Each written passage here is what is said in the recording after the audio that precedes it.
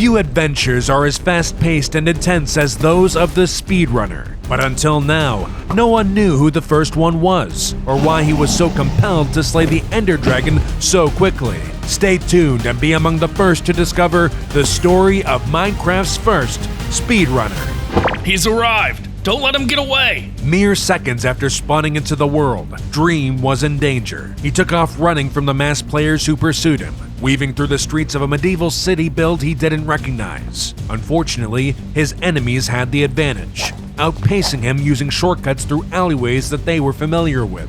Dream navigated the twists and turns in a panic, searching desperately for a path that would lead him out into the wilderness. He wondered who these masked players were and why they wanted to capture him. As his instincts took over, he turned a blind corner and ducked into a small building. His pursuers rounded the corner to see that he'd vanished and fanned out to methodically search the area. Inside, Dream quietly shuffled to a chest nearby, hoping he'd find something inside to defend himself with. He found several stacks of wooden planks, but no tools. He quickly began assembling a crafting table so he could make some, but was interrupted by one of the masked players. I found him! I knew I heard someone open a chest in here. Soon, Dream was cornered, and he demanded to know what these people wanted from him. They explained that he hadn't spawned in their town by coincidence. They'd settled in this location specifically because the Ender Dragon foretold his arrival. The people who lived here were devoted servants of the dragon, fulfilling her wishes and ensuring that no player threatened her life. That, the masked player said, was why they'd been sent to kill him. But I don't want to hurt the dragon! You will. She's been holding your family captive for a long time. This revelation shattered Dream to his core. The Manhunter went on to explain that the Ender Dragon, through her loyal followers, captured Dream's family to use as guinea pigs in a grand upcoming ritual. In only 3 days' time, the stars of the void would align, allowing a ritual sacrifice that would enhance the dragon's power. Dream realized that he couldn't sit by and allow that to happen to his family. He quickly placed his crafting table, trapping one of the players as he made his escape. Hunt him down. Whatever it takes, he has to die. Darting through the town, he found his way out into the wilderness and ducked into the first cave he could find.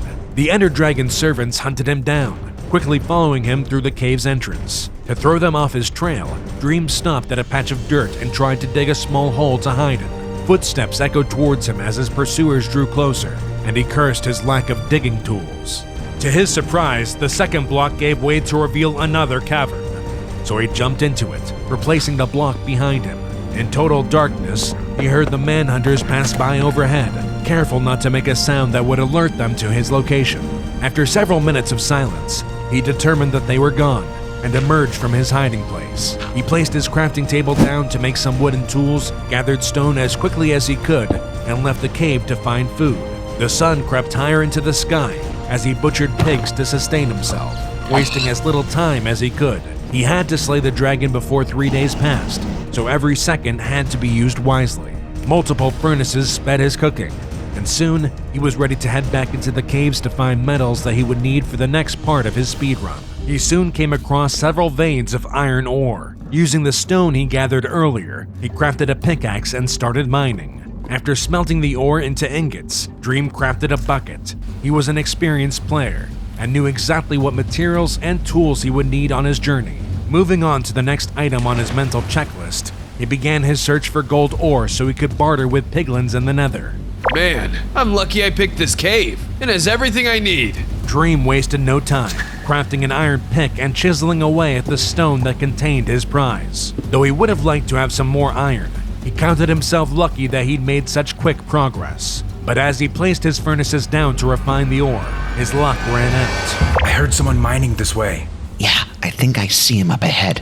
Voices approached, leaving Dream with no choice but to run, leaving several furnaces behind.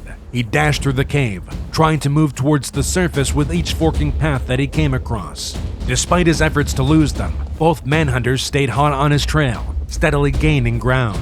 Dream lost speed as he climbed up a steep grade, allowing his pursuers to finally come within striking distance. Got you now. Upon hearing their voices, however, Dream suddenly realized that it was his friends, Sapnap and Bad Boy Halo.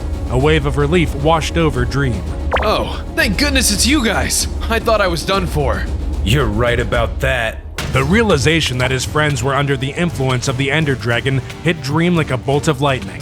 He knew he couldn't outclass their diamond weapons, so using some quick thinking, he placed his bucket of water down behind him to wash them further back into the cave. Dream raced towards the surface, using every second to his advantage while his friends slowly clawed against the current. He emerged in a dark forest and quickly towered up to the treetops. As he took off running across the canopy, the manhunters exited the cave and spotted his trail. Dream looked back to see them climbing up in pursuit, and he put his excess wood planks to good use, towering up above the trees. With his life on the line, he bet that Sapnap and Bad Boy Halo lacked the materials to pursue him, but he soon realized he'd made a mistake. With the sharp twang of a bow, an arrow shot past him, nearly knocking him from his narrow perch. Dream built a small platform around himself to serve as a shield, and the manhunters began building towers of their own to reach him. As they drew closer, he began building a bridge towards some water he'd noticed below, readying himself to jump. Bad Boy Halo ran out of blocks to build with, but Sapnap jumped onto Dream's tower and raced towards him. Dream drew his stone sword and preemptively jumped towards his attacker, using his momentum to knock him off the bridge. The hunter fell to his death. Don't shed any crocodile tears for him, Dream. He'll respawn and come after you with twice as much vigor. Dream silently noted his friend's words as he completed his bridge and jumped into the water below. The manhunter began dismantling his tower to pursue him, but by the time he reached a safe jumping distance, Dream would be long gone. He filled his bucket with water, gathered the items dropped by the dead manhunter, and sprinted away through the forest. The sun was already setting on his first day, and he'd lost a lot of time running from his friends. The knowledge that they were the leaders of the dragon's servants rocked him, but he remained focused on his speed run. Dream paused to count his gold ore and decided that it would have to suffice. He didn't have time to mine for more. He took a moment to count the loot he'd won: a diamond sword, an iron shovel, a bow and several arrows, and an iron helmet, among other items. He equipped the pieces that suited him and noticed some gravel nearby, which he quickly dug until he had several pieces of flint for later use. Without further delay, Dream traveled onward into a desert where he soon found a lava lake bubbling against the sand. Braving the sweltering heat that radiated from its surface, he strategically placed blocks and poured water until he'd formed a portal of obsidian, all without needing to craft a diamond pick or go through the time-consuming task of mining materials for a portal. Dream quickly crafted a flint and steel, lit the portal, and stepped through, hoping to gather the materials he needed from the other side without further delay. As he arrived in the Nether, Dream felt as if he'd stepped into an oven. The immense heat from the lava lakes radiated upward, drying every exposed surface in the entire dimension. The screams of trapped souls echoed through the soul sand valleys as he darted into an alcove. Once hidden, Dream crafted and placed several furnaces to smelt the gold he had collected. He worked quickly and quietly, not wanting to draw any attention from the unfriendly mobs around him. As the gold ore was heated and purified, Dream heard the unnerving squeal of a piglin ring out across the valley. He turned to look and saw a piglin patrol charging towards him. Gotta think fast. After grabbing all the gold ingots that had finished smelting, Dream turned back to his crafting table. He quickly arranged 4 golden ingots into place, crafting a piece of gold armor using as few ingots as possible. The piglins closed in as Dream equipped the boots. Before they reached him, he turned back and tossed the rest of his gold in front of the charging swine. The piglins suddenly stopped in their tracks, entranced by the golden bars that sparkled before them. Dream used his remaining ingots to try and barter with the piglins for ender pearls, but none of the piglins had any to offer him. Frustrated with the time he wasted, he collected his furnaces and crafting table and left in search of a nether fortress. After what felt like hours of wandering through the heat, he passed through another soul sand valley littered with endermen. He took advantage of the opportunity and began killing them to harvest ender pearls. It wasn't long before he felt the sting of a diamond blade, and he turned to face an ambush by the manhunters. Did you really think you could give us the slip that easily? Dream fought against his attackers, finally feeling that he was well equipped enough to battle them.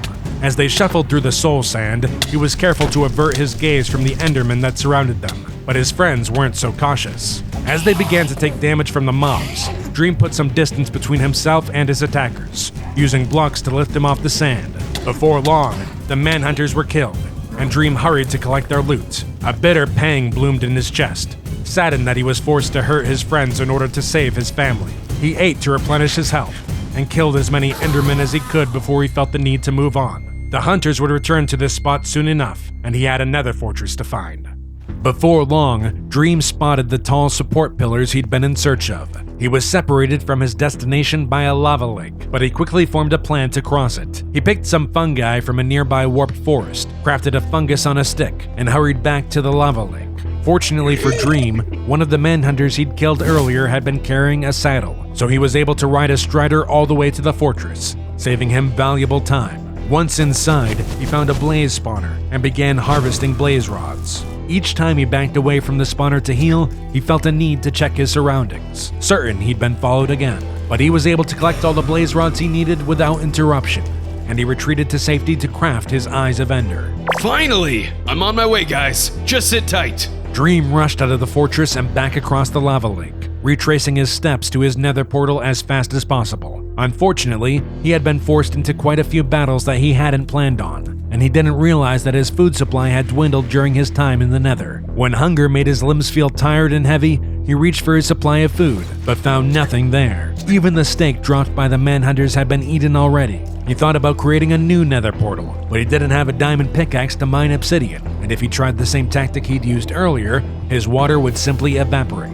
Without the ability to generate more obsidian, Dream realized he was forced to walk the entire distance to his portal, slowing his return to the overworld. He went as quickly as his muscles would allow, passing through one biome after another, agonizing over every minute that passed. As he crossed a crimson forest, he heard a loud grunt behind him and turned to see a hoglin charging towards him. He readied his sword, knowing that this mob could either kill him or give him the meat he needed to complete his journey. He hit the hoglin a couple times, then lit it on fire so it would drop cooked pork chops. His effort was rewarded by 4 crispy chunks of meat, which he immediately dug into. With his hunger satiated, he took off at a sprint, not willing to lose a second more. At last, the nether portal came into view. Dream pushed through the blistering heat, eager to finally return to the overworld. But a shriek interrupted his sprint. He turned to see a ghast launching fireballs towards him. Ugh, I don't have time for this! He decided to take a risk and continued towards the portal rather than fighting the ghast. He stepped into the shimmering surface, hoping that no fireballs would break its surface before he was transported. The magic of the portal roared in his ears, covering the monster's shrieks, and suddenly he appeared on the other side. Moonlight coated the sandy landscape, and Dream knew he only had 1 day left to kill the Ender Dragon. Reserving 12 Eyes of Ender to open the end portal left him with 5 that he could use to find it, so he threw 1 into the air and set off. As he traveled, he attracted plenty of zombies, but he passed by most of them too quickly for them to be any danger to him. When he became hungry again, he decided to take the time to kill some of them for food. Disgusting, but I'll do whatever it takes to save my family. After gathering enough flesh to sustain him through the rest of his travels and the fight that would follow, Dream continued following the Eyes of Ender. They guided him through a village, which he raided for beds that would be useful later. One eye broke after another, until he nervously equipped his last disposable one. As the sun climbed higher into the sky, he threw it, watching carefully as it dipped towards the ground. He began digging hastily, not pausing until he broke through the stone bricks of the stronghold. Running through the dark corridors, Dream found the end portal and hastily placed Eyes of Ender into each empty slot. He paused for a brief moment as it opened, gazing into the void. At the last moment, he decided he needed one final piece of equipment, a shield. Finally ready, he leapt through the portal. Dream appeared on a square platform of obsidian, perched on the edge of the Ender Dragon's floating island. He leapt onto the end stone, quickly making his way towards the center of the obsidian pillars, where he finally saw his family trapped with his own eyes. Honey, watch out, it's a trap! Half a dozen manhunters sprinted from behind the pillars, surrounding Dream with unprecedented speed. It's over, man. Fighting will only make this more painful. You don't have to do this! Why would you choose the dragon over all of our memories? Dream slashed his way out of the circle and sprinted through a crowd of Endermen with his head down. He launched arrows towards the end crystals atop 2 of the towers. As they were destroyed, he noticed a change in Sapnap. He seemed disoriented, and Dream realized that the crystals were linked to the dragon's influence over his friends. He leapt away while healing, took out several more end crystals, then turned to face the manhunters. His new shield took the brunt of their attacks, allowing him to chip away at their health. When he needed a break to eat, he sprinted away through a crowd of Endermen, which the manhunters weren't quick enough to avoid looking at. Their dying screams echoed behind him as Dream destroyed the last of the end crystals. George Not Found and Bad Boy Halo snapped out of their daze and ran to meet their friends in the middle of the battlefield. Thanks, man. We've been trying to break the dragon's hold on us for weeks. Yeah, now let's take her down. The group ducked into the bedrock nook as the Ender Dragon swooped into land. Together, their swords slashed her health down rapidly, and when the time was right, Dream placed down 3 bets. With a coordinated effort, they triggered a devastating triple force explosion. With a deep rumble and a flash of light, the fight was finally over. His family was safe, and his speedrun was complete, so he smiled and waited to be reminded of other dreams.